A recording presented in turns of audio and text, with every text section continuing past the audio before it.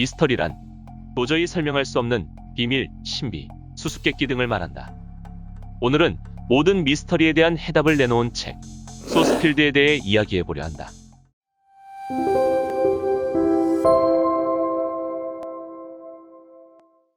이 책은 이제까지 마이너리티의 과학, 비주류 과학의 주제였던 여러 현상들을 하나하나 탐구하면서 흥미롭게 시작한다.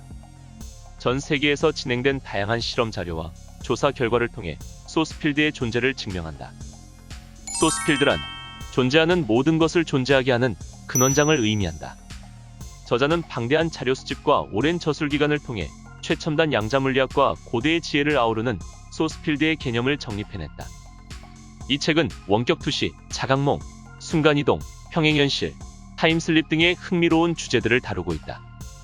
책의 저자 데이비드 윌콕은 미국의 초능력자이자 예언가로 유명한 에드가 케이시의 환생으로 불리고 있다. 그만큼 고대 문명과 의식과학, 물질과 에너지의 새로운 패러다임에 대한 넓은 지평을 보여주고 있다. 일반적으로 과학은 서구의 과학을 위주로 알려져 있으나 이 책에는 특히 러시아와 동유럽에서 이루어진 놀라운 연구들을 방대하게 실어놓았다. 기존 과학 패러다임으로는 이해하기 어렵거나 설명이 불가능한 부분에 대해서 다양한 사례와 연구를 들어서 잘 설명해주는 책이다. 저자는 지구가 영적인 배움을 위한 학교이며 우리는 모두가 학생들이라는 사실을 언급한다.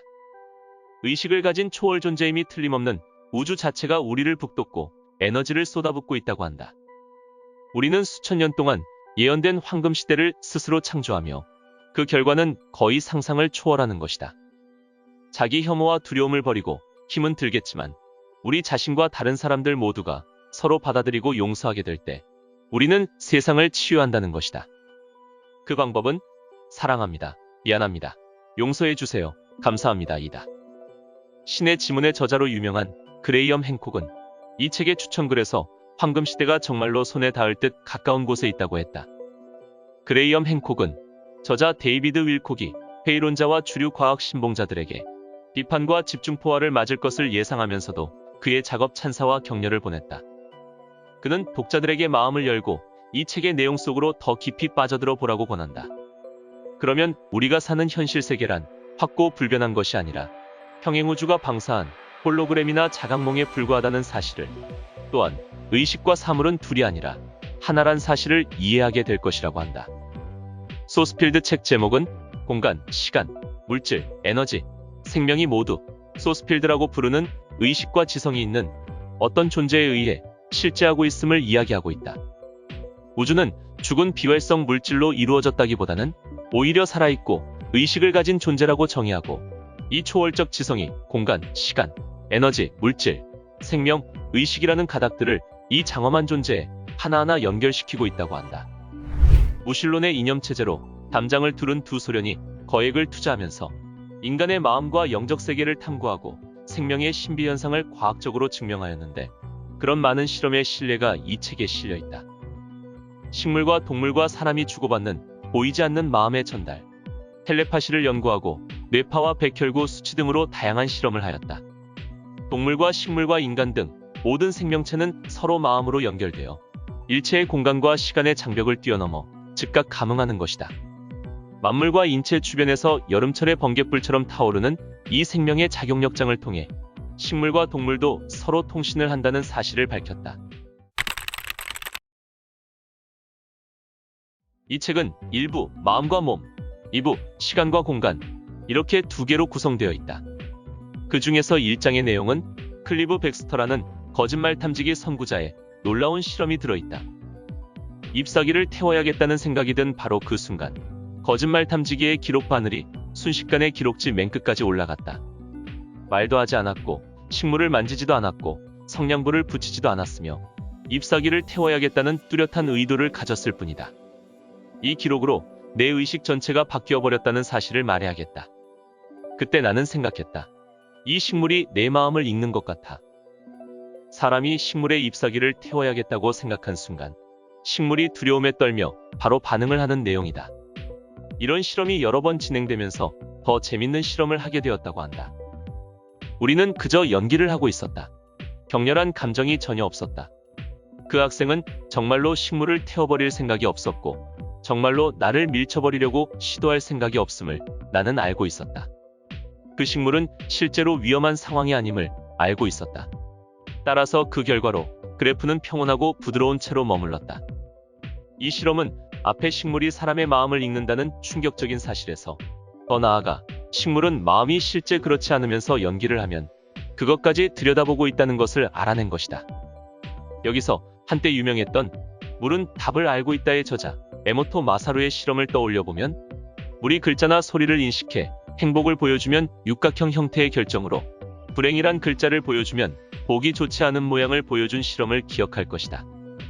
그때 일부 사람들은 행복이란 글자를 보여줬을 때 언제나 육각형이 나오는 것이 아니라며 사기를 치는 것이 아니냐는 의견도 있었다. 그러나 위의 백스터 실험에서 알 수 있듯 행복이나 불행이란 글자가 물결정에 영향을 주는 측면도 있지만 실험자의 마음이 불신을 하거나 다른 생각을 가지고 있을 경우 그것이 얼마든지 영향을 줄 수 있다는 것을 알아야 한다. 실험을 시행하고 있는 관찰자와 관찰 대상이 분리되어 있는 것이 아니라 일체로 작용하고 있음을 현대물리학과 동양사상이라는 책에서는 이렇게 얘기하고 있다.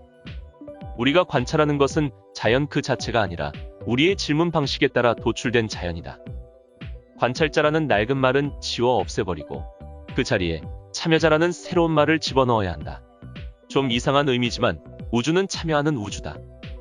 양자역학에 의해 밝혀진 사실은 과학은 완벽하게 관찰자를 배제한 채 어떤 실험을 할 수 없다. 관찰자 자신도 그 실험에 참여하고 영향을 준다는 것이다. 또한 만물의 영장이라고 이성만으로 교만하게 똑똑한 척하는 현대의 인간보다 자연 순리에 따르는 의식을 가진 식물이나 바위가 가진 의식이 더 순수하게 자연을 느낄 수 있음을 알 수 있다. 환단고기에서는 태고적의 한민족이 펼친 제천 행사가 세계 각처로 퍼져나갔다고 이야기한다. 환국에서 산악지대를 거쳐 마침내 메소포타미아 평원에 도착한 수메르인은 기원전 3000년경 이래 도시의 신성한 구역에 흙벽돌로 거대한 지구라트를 쌓고 그 위에 신전을 세워 하늘의 제사를 지냈다. 고향 땅 환국에서 신령하고 높은 산에서 천제를 지낸 풍습에 따라 하나님과 여러 신에게 제를 올리기 위해 인공으로 산을 쌓은 것인데 신전을 바치는 기단의 용도로 세워진 지구라트는 메소포타미아 지역의 대표적인 제천문화 유적이다. 수메르의 지구라트는 기원전 2700년경 문자와 원기둥 건물 양식 등과 함께 이집트로 흘러들어가 피라미드가 되었다. 몽골, 만주, 티베트 등에서도 피라미드 유적을 찾아볼 수 있는데 티베트 서부에서는 러시아 과학자가 무려 100여 개에 달하는 피라미드를 발견했다. 북미의 인디언 유적지, 멕시코의 톨텍 문명과 아즈텍 문명 유적지, 중앙아메리카의 마야 문명 유적지 등 아메리카 곳곳에서도 피라미드가 발견된다.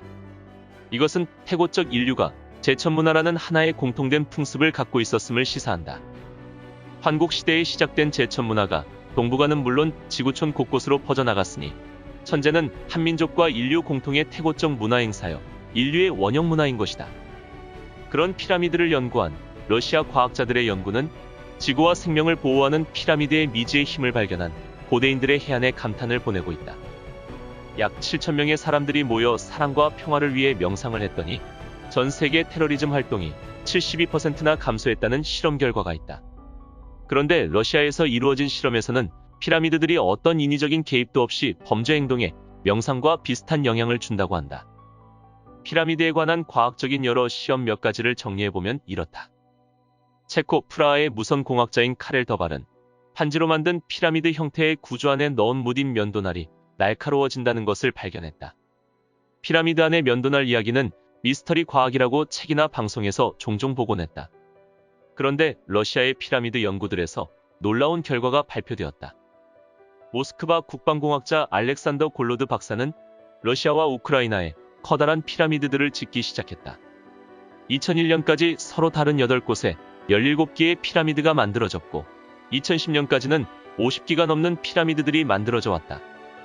러시아 셀리게르 호숫가에 설치된 22m의 피라미드 주변으로 300km의 에너지 장이 생겼으며 몇 달이 지나지 않아 피라미드 위쪽 상공에 뚫려있던 오존 구멍이 닫혔고 멸종된 것으로 알려졌던 꽃들이 들판을 뒤덮었다.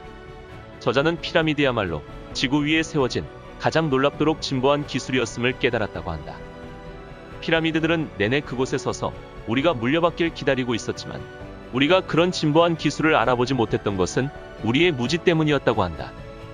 더 구체적인 여러 가지 실험이 14가지나 있지만 그중 5가지만 소개해보면, 첫째, 베노글로불린이라는 항바이러스 성분을 추출해 피라미드 안에 며칠을 저장했더니 바이러스와 싸우는 효과가 거의 3배로 커졌다.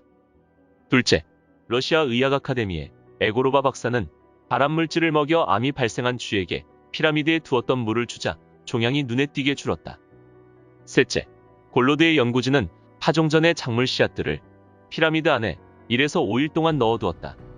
20가지가 넘는 그 씨앗들을 수만 헥타르의 땅에 심었다. 모든 경우에 작물 생산량이 20%에서 100%가 늘었다. 피라미드 안에 넣었던 돌들을 작물의 가장자리에 놓는 것으로도 같은 효과를 거두었다.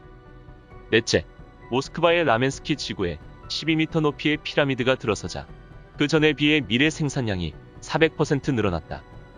마지막으로 러시아 과학자들은 여러 지역에서 피라미드들을 짓기 전후에 그 지역에서 생긴 지진의 횟수를 비교해 보았다. 놀랍게도 한 번에 크고 강력한 지진이 발생하는 대신 피해를 가져오지 않는 수백 번의 미미한 지진들이 생긴다는 사실을 알아냈다. 저자는 전 세계에 그토록 많은 고대 문화들이 왜 거대한 피라미드와 흙더미, 선돌과 다른 여러 형태들의 거석 건축물들을 세우려고 애썼는지 아주 분명히 알게 됐다고 했다. 석회암과 화강암 같은 천연의 결정질 재료들은 우리가 얻을 수 있는 가장 효과적인 건축자재들로 보인다. 최고의, 가장 강한 소스필드 발생기를 만들기 위한 자재 말이다. 우리는 그 뒤에 있는 과학에 이제 막 눈뜨고 있을 뿐인 것 같다. 저자는 이런 실험들을 의심하는 회의론자가 와서 그것이 비주류 사이비 과학이라고 하면 우리가 그것을 시도해 보려고도 하지 않을 형편이 되나요? 라고 대답하겠다고 한다.